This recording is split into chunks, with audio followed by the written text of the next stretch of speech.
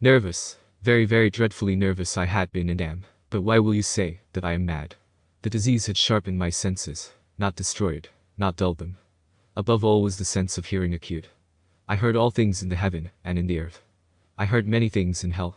How, then, am I mad? Hearken, and observe how healthily, how calmly I can tell you the whole story. It is impossible to say how first the idea entered my brain, but once conceived, it haunted me day and night. Object there was none. Passion there was none. I loved the old man. He had never wronged me.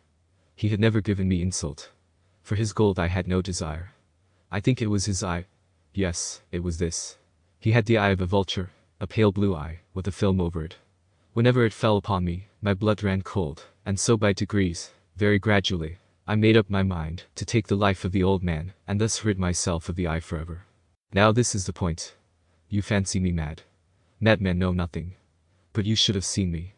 You should have seen how wisely I proceeded, with what caution, with what foresight, with what dissimulation I went to work. I was never kinder to the old man than during the whole week before I killed him. And every night, about midnight, I turned the latch of his door, and opened it, oh so gently. And then, when I had made an opening sufficient for my head, I put in a dark lantern, all close, that no light shone out, and then I thrust in my head. Oh, you would have laughed to see how cunningly I thrust it in. I moved it slowly, very slowly, so that I might not disturb the old man's sleep. It took me an hour to place my whole head within the opening so far that I could see him as he lay upon his bed. Ha! Would a madman have been so wise as this? And then, when my head was well in the room, I undid the lantern cautiously. Oh, so cautiously, for the hinges creaked. I undid it, just so much, that a single thin ray fell upon the vulture eye. And this I did for 7 long nights, every night just at midnight, but I found the eye always closed, and so it was impossible to do the work, for it was not the old man who vexed me, but his evil eye. And every morning, when the day broke, I went boldly into the chamber, and spoke courageously to him, calling him by name in a hearty tone, and inquiring how he has passed the night. So you see he would have been a very profound old man, indeed, to suspect that every night, just at 12, I looked in upon him while he slept.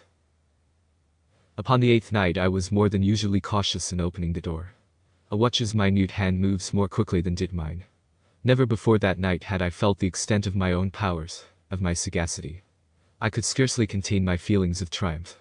To think that there I was, opening the door, little by little, and he not even to dream of my secret deeds or thoughts. I fairly chuckled at the idea, and perhaps he heard me, for he moved on the bed suddenly, as if startled.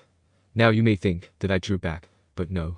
His room was as black as pitch with the thick darkness, for the shutters were close fastened, through fear of robbers, and so I knew that he could not see the opening of the door, and I kept pushing it on steadily.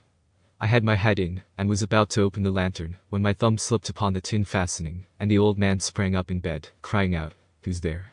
I kept quite still and said nothing. For a whole hour I did not move a muscle, and in the meantime I did not hear him lie down. He was still sitting up in the bed listening. Just as I have done, night after night, hearkening to the death watches in the wall. Presently I heard a slight groan, and I knew it was the groan of mortal terror. It was not a groan of pain, or of grief, oh, no. It was the low stifled sound that arises from the bottom of the soul when overcharged with awe. I knew the sound well. Many a night, just at midnight, when all the world slept, it has welled up from my own bosom, deepening, with its dreadful echo, the terrors that distracted me. I say I knew it well. I knew what the old man felt, and pitied him, although I chuckled at heart. I knew that he had been lying awake ever since the first slight noise, when he had turned in the bed. His fears had been ever since growing upon him. He had been trying to fancy them causeless, but could not. He had been saying to himself, "It is nothing but the wind in the chimney. It is only a mouse crossing the floor, or it is merely a cricket which has made a single chirp." Yes, he had been trying to comfort himself with these suppositions, but he had found all in vain. All in vain, because death, in approaching him, had stalked with his black shadow before him, and enveloped the victim. And it was the mournful influence of the unperceived shadow that caused him to feel, although he neither saw nor heard, to feel the presence of my head within the room. When I had waited a long time, very patiently, without hearing him lie down, I resolved to open a very little crevice in the lantern. So I opened it, you cannot imagine how stealthily, until, at length a simple dim ray, like the thread of the spider, shot from out the crevice, and fell full upon the vulture eye. It was open, wide open, and I grew furious as I gazed upon it. I saw it with perfect distinctness, all a dull blue, with a hideous veil over it that chilled the very marrow in my bones. But I could see nothing else of the old man's face or person, for I had directed the ray, as if by instinct, precisely upon the damned spot. And have I not told you that, what you mistake for madness is but acuteness of the sense? Now, I say, there came to my ears a low, dull, quick sound, such as a watch makes when enveloped in cotton. I knew that sound well too. It was the beating of the old man's heart. It increased my fury, as the beating of a drum stimulates the soldier into courage. But even yet I refrained and kept still. I scarcely breathed. I held the lantern motionless. I tried how steadily I could maintain the ray upon the eve. Meantime the hellish tattoo of the heart increased. It grew quicker and louder every instant. The old man's terror must have been extreme. It grew louder, I say, louder every moment. Do you mark me well? I have told you that I am nervous, so I am.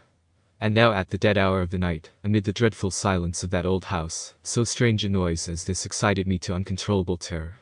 Yet, for some minutes longer I refrained and stood still. But the beating grew louder. I thought the heart must burst. And now a new anxiety seized me. The sound would be heard by a neighbor. The old man's hour had come. With a loud yell, I threw open the lantern and leaped into the room. He shrieked once only. In an instant I dragged him to the floor and pulled the heavy bed over him. I then smiled gaily, to find the deed so far done. But, for many minutes, the heart beat on with a muffled sound. This, however, did not vex me. It would not be heard through the wall. At length it ceased. The old man was dead. I removed the bed and examined the corpse. Yes, he was stone dead. I placed my hand upon the heart and held it there many minutes. There was no pulsation. He was stone dead. His eye would trouble me no more. If still you think me mad, you will think so no longer when I describe the wise precautions I took for the concealment of the body. The night waned, and I worked hastily, but in silence. First of all I dismembered the corpse. I cut off the head and the arms and the legs. I then took up 3 planks from the flooring of the chamber, and deposited all between the scantlings. I then replaced the boards so cleverly, so cunningly, that no human eye, not even his, could have detected anything wrong. There was nothing to wash out, no stain of any kind, no blood spot whatever. I had been too wary for that. A tub had caught all. Ha! When I had made an end of these labors, it was 4 o'clock, still dark as midnight. As the bell sounded the hour, there came a knocking at the street door. I went down to open it with a light heart, for what had I now to fear? There entered 3 men, who introduced themselves, with perfect suavity, as officers of the police. A shriek had been heard by a neighbor during the night, suspicion of foul play had been aroused, information had been lodged at the police office, and they, the officers, had been deputed to search the premises. I smiled, for what had I to fear? I bade the gentleman welcome. The shriek, I said, was my own in a dream. The old man, I mentioned, was absent in the country. I took my visitors all over the house. I bade them search well. I led them, at length, to his chamber. I showed them his treasures, secure, undisturbed. In the enthusiasm of my confidence, I brought chairs into the room, and desired them here to rest from their fatigues, while I myself, in the wild audacity of my perfect triumph, placed my own seat upon the very spot beneath which reposed the corpse of the victim. The officers were satisfied. My manner had convinced them. I was singularly at ease. They sat, and while I answered cheerily, they chatted of familiar things. But, ere long, I felt myself getting pale, and wished them gone. My head ached, and I fancied a ringing in my ears, but still they sat and still chatted. The ringing became more distinct. It continued and became more distinct. I talked more freely, to get rid of the feeling, but it continued and gained definiteness, until, at length, I found that the noise was not within my ears. No doubt I now grew very pale. But I talked more fluently, and with a heightened voice. Yet the sound increased, and what could I do? It was a low, dull, quick sound, much such a sound as a watch makes when enveloped in cotton. I gasped for breath, and yet the officers heard it not. I talked more quickly, more vehemently, but the noise steadily increased. I rose and argued about trifles, in a high key, and with violent gesticulations, but the noise steadily increased. Why would they not be gone? I paced the floor to and fro with heavy strides, as if excited to fury by the observations of the men, but the noise steadily increased. Oh God! What could I do? I foamed, I raved, I swore. I swung the chair upon which I had been sitting, and grated it upon the boards, but the noise arose over all and continually increased. It grew louder. And still the men chatted pleasantly, and smiled. Was it possible they heard not? Almighty God!